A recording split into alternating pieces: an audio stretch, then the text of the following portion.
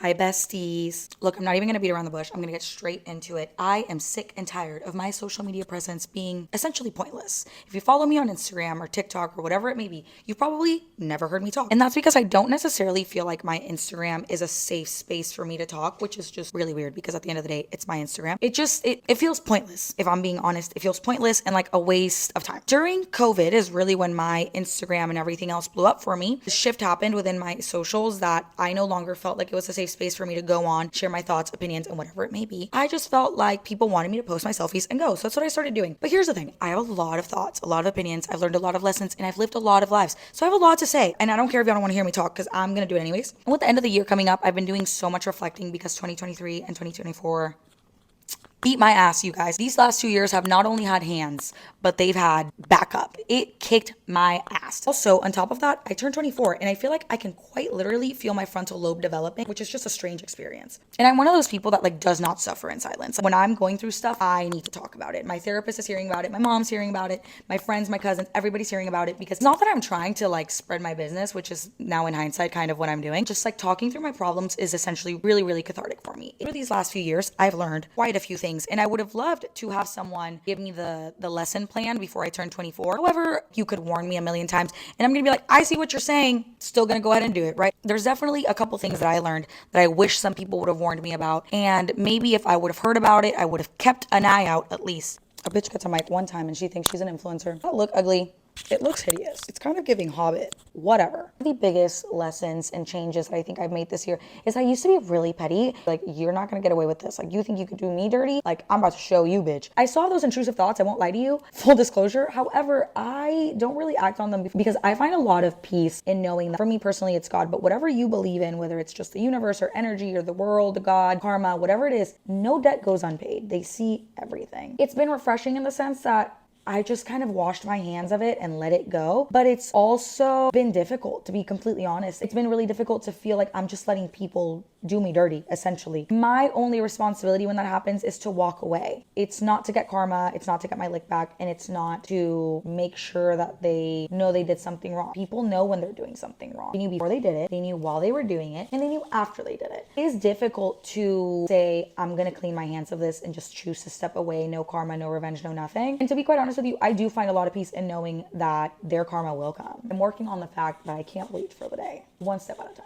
Okay, another life-changing thing that I learned this year is that you're not as important as you think you are. Nobody cares. Nobody gives a fuck. We are so full of ourselves and we think that the world revolves around us so much, which like, I get it because me too, bitch. I'm main character energy as fuck. Like, I am the star of my world. It's my world and everybody else is just living in it. However, at the end of the day, no one really gives a fuck. Whatever you want to do, whatever dream you have, whatever you want to pursue, like, it's so liberating to know that no one fucking cares. We're just so full of ourselves that we think everyone cares. No one cares. And if they do care, you don't have enough going on if you're worried about what I'm doing. Anytime I'm like embarrassed, shy about something, I'm like, no one gives a fuck. It literally doesn't matter. I'm gonna be honest, you're not gonna like number 3. And there's really no nice way to put it, but at some point you have to take responsibility for your own doing and your own pain. When you continue to accept people that are hurting you into your life over and over and over again, you're allowing that to happen. The first time you get hurt, it's like, okay, how was I supposed to know they're gonna do that? Second time, it's okay, you gave them a second chance, my bad. Third time, it's like, now you're really fucking playing with me. And anytime past that, if you are allowing this person to come in, disturb your peace, like, you have to take responsibility for this. You are continuously allowing this to happen when you know the outcome and you're the one holding the door open. I think once you see that, it becomes a lot easier to figure out what parts of yourself you need to heal in order to stop allowing that to happen. If you didn't like number 3, you're definitely not gonna like number 4. I hate to break it to you, closure's a scam. You know what? It's not even that closure isn't real. It's that finding closure within other people is not real. You have to find closure within something else, because if your closure is always dependent on someone else, you're always gonna get stuck on someone else. Like, can't keep going back to the thing that's hurting you to heal from it. For me personally, like, I just always wanted to know why. Knowing why somebody did something was really important to me. It honestly doesn't matter. Like, why do they do it? Because they can and they will, and that's who they are, so they did. Whatever, move on. Got nothing to do with you. Seeking closure within the person that hurt you, not gonna find it, babe. You're literally just gonna get stuck in this cycle, and it's gonna be a horrifying experience over and over again for everybody involved. You might as well just rip the band-aid off and try to find that closure within yourself. Like, find peace in knowing that people can only meet you as far as they've met themselves, and it's got nothing to do Okay. It's got nothing to do with you. I don't know why I thought today was a day for me to multitask. I've never been able to multitask a day in my life, and I just thought today was a day to try it. I had to go finish my makeup off camera because I couldn't focus. It was too much for my brain. That brings me to lesson number 5. There's nothing you can't do. That is my motto in life. There's nothing I can't do. Unless you're me, I can't multitask. That kind of delusion is the only reason I've gotten anywhere in life. You can't tell me I can't do something, because if I don't believe in me, then why would you believe in me? I don't realize it, but when you tell yourself I can't do that, or I would never be able to do that, you automatically put these mental blocks up. The second you replace I would never be able to do that with there's nothing I can't do, instead of looking for excuses why you can't, you start looking for reasons that you can. Number 6 is something that was a really big deal for me this year, and it's just being okay with being the bad guy in someone else's story. I've learned that no relationship, friendship, or anything should make you choose between yourself and them. And for me personally, it was really difficult because I was being made to feel like I was being selfish by choosing myself, when in reality, the people in your life, your relationships, your friendships should never make you feel like you're choosing between yourself and them. So there's a difference between compromise and being with someone or being friends with someone at the expense of you and your success and your progress and your emotional development. All these things are things that matter. And when a relationship or a friendship or a job or whatever it is holding you back from that, and you finally start to choose yourself, they're not gonna like that, because you no longer fit their narrative. You no longer fit what they need you for. You're no longer a part of the storyline that they wanted you for, because they don't like you for you. They like you because you fit the character that they were looking to fill. So the second you start to choose yourself, it feels like rejection to them, and it should never feel that way. That's a them issue. And this ties directly into number 7. We're not, oh my God, there's a blimp outside. I have not seen a blimp. This is so random considering the conversation we're having, but there's a Dick's blimp outside my apartment, and I just have not seen a blimp in so long. Anyways, to number 7, which is that other people's opinions of you are none of your business. I don't care what other people think about me. Why? Because you're not about to sit here and tell me about me. I know who I am, and I built who I am brick by brick, okay? Therapy session by therapy session. I have worked on myself day in and day out. You were not about to tell me about me. I'm so sure of the person that I am and that I've built up myself to be, that I'm not gonna let some random person sit here and tell me shit about who I am. Like, you can try, you can have your opinions of me, and that's valid. You can have your assumptions. It's not my job to fit into the box of your assumptions about me, and it is also not my job to correct your assumptions about me. Like, your opinion has no basis. I don't care. Unless you're one of the closest people in my life that I respect, love, and care about, then I quite frankly don't give a fuck. Okay, you have this opinion about me, and quite frankly, I don't care, because it doesn't matter. Something on my mouth. Oh my God, what is that? Ah! Okay, so for number 8, I do feel like I need to give you a little bit of context about me and who I am and where I come from, because guys, I'm not from the United States. I did not grow up here. I actually grew up in Mexico. I was over there until I was like 9, and then I moved to the Valley, McAllen, Texas, when I was like 9. Actually, when I was 8, and then I moved to San Antonio when I was 10. Honestly, the timeline's really blurry, but that's essentially kind of how it went. Our journey over here in the United States was difficult, to say the least. It was a bit of a bumpy ride, and I was talking about this with my mom the other day. We were first generation, and she was trying to get me a better life, more opportunity. It was a struggle, and I always praise my mom for doing it so gracefully and being able to do so much in such a short amount of time. I can't imagine moving to a different country with my 9-year-old without speaking the language. And you know what? Now that I think about it, my mom's gotta be the original there's nothing I can't do, because my mom really moved over here when I was 9, spoke no English, got her shit together, and built this beautiful, wonderful life for me. And I won't lie to you guys, while our first half here in the United States was really, a struggle, my mom built a life of privilege for me, and I will always give her credit for that. She gave me an amount of opportunity and privilege that I didn't even know was possible. So all that to say, lesson number 8 for me was really learning how to take the good with the bad. That the lower the lows, the higher the highs. The blimp is back again. What? I didn't know people still did that kind of marketing. What is going on? I don't even know where I left off. But I was talking with my mom about the struggles, not even like as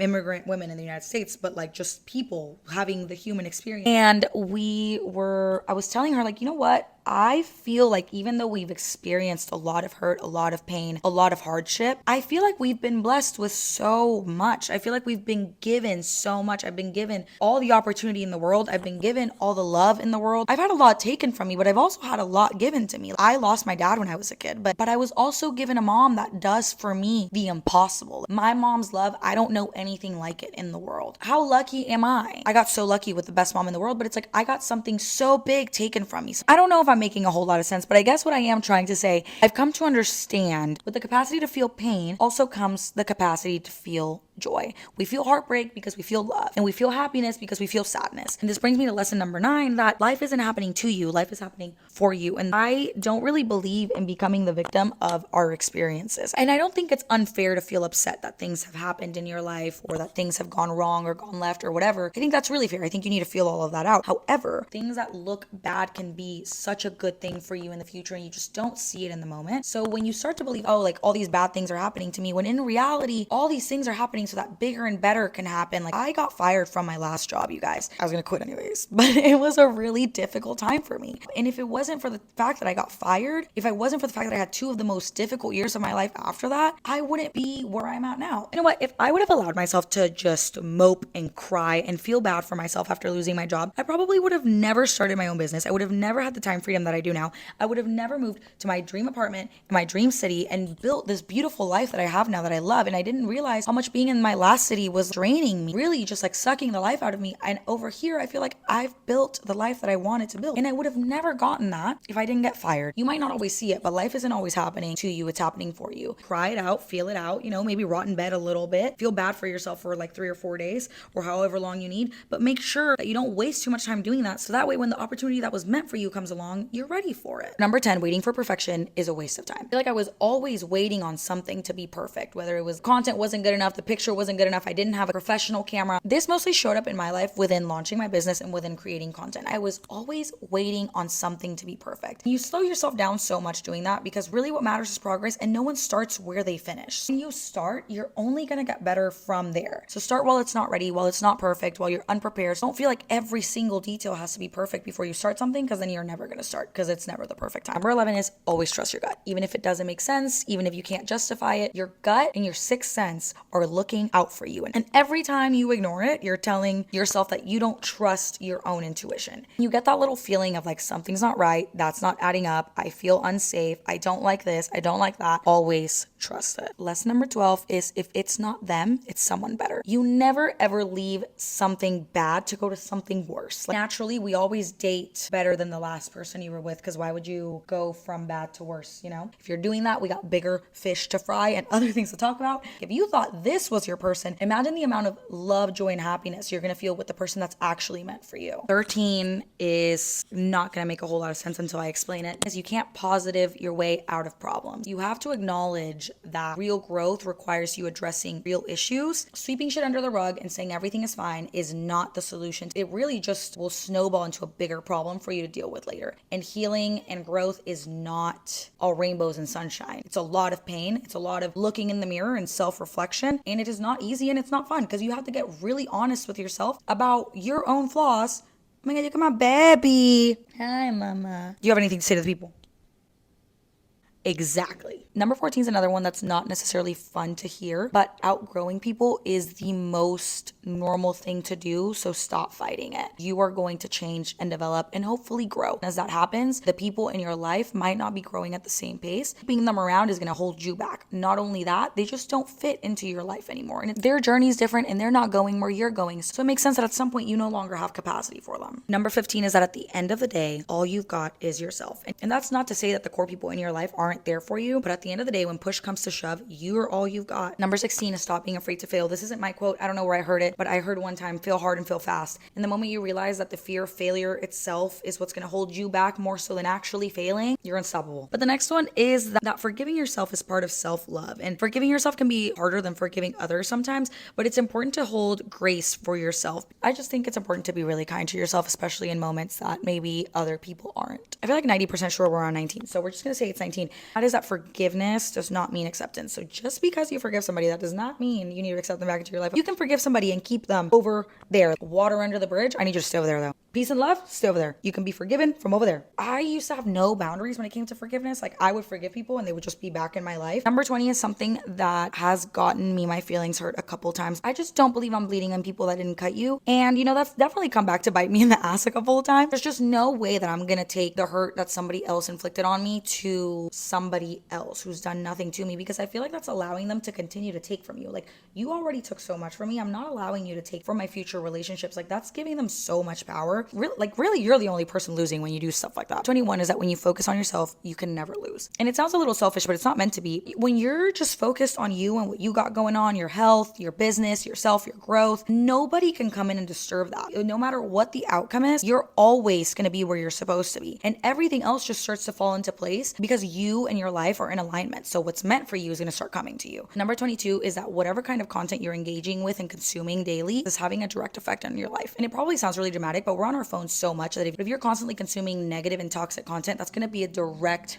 mirror into your life. And simply not engaging with content that you don't fully align with, even if it seems to be like silly or funny, will literally completely change your feed and then in turn completely change your mood. Number 23 is that success looks different for everybody. Success to me might look like one thing and to you might look like another, and never compare your journey to somebody else's. None of us started at the same point on the track line. We were all given different tools and different advantages, and it would be unfair to you and to other people to constantly compare yourself and beat yourself down for not being where they're at. 24 is that if you're feeling lost, you can always find yourself in solitude. Number 24 is that if you're feeling lost or like you have no direction in life, you can always find yourself in solitude. There's so much value in just being able to hear yourself and your inner voice and what you want. Everything that you aren't really able to hear because there's so much outside noise. So when you're able to silence that, you can finally hear what you want and what you need and what you're craving and what fulfills you. And then you're able to get on the path that's meant for you. Sometimes we get on paths that work but aren't necessarily fulfilling or meant for us or